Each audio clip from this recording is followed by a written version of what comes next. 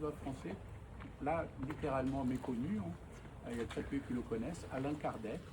Il n'a pas laissé de livres philosophiques importants, mais il est connu pour être l'inventeur des tables tournantes de l'espiritisme. Au milieu du 19e siècle, il a commencé vers 1854, et beaucoup de gens s'étaient intéressés à l'époque. Il inclut Victor Hugo, qui après la mort de sa fille à 19 ans, Léopoldine, était un peu désespéré.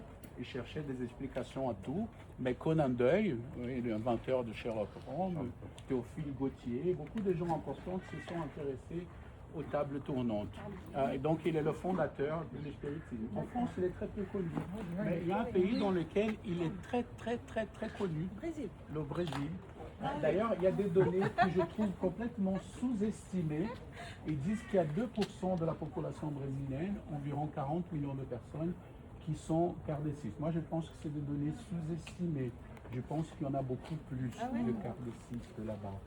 Alors, donc la plupart de ces fleurs sont placées, sont déposées par des Brésiliens. Ces fleurs sont dues à quelque chose qui lui est attribué. Il y a une phrase qui lui est attribuée de manière apocryphe, selon laquelle il avait dit que une fois son tombeau établi et son buste placé, quelqu'un qui venait le visiter, et s'il avait un vœu, suffisait de passer la main derrière sa nuque, et si jamais le vœu est réalisé, il fallait venir déposer des fleurs. Apparemment, vous voyez. En fait, le gars, il a réfléchi. Voilà. Et donc, son nom, c'est pas son vrai nom, Alain Kardec. Alain Kardec, c'est le nom d'un druide, c'est pour ça qu'il y a une forme de dolmen à son tombeau, qu'il aurait incarné par le passé. Son vrai nom, c'est Léon Rivail, quelque chose Oui, comme parce ça. que là, ça fait très breton. Non, on l'appelle Kardec. Voilà.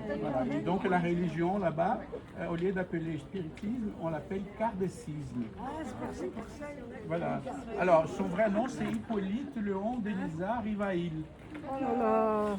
Et donc Kardec, parce qu'il aurait incarné, dans le passé, il aurait été un druide. Donc pourquoi il a mis un domaine? Je vais pas boire des fleurs, mon vœu, il n'a pas été exaucé.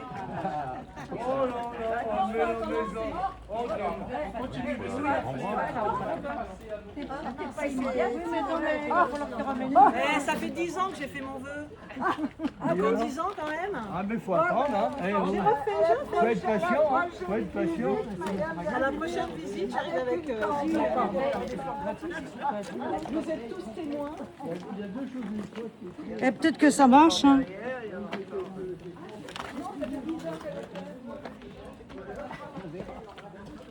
Vous avez réussi à toucher? Je sais pas le bracelet. C'est long. É a curiosidade do espiritismo na França.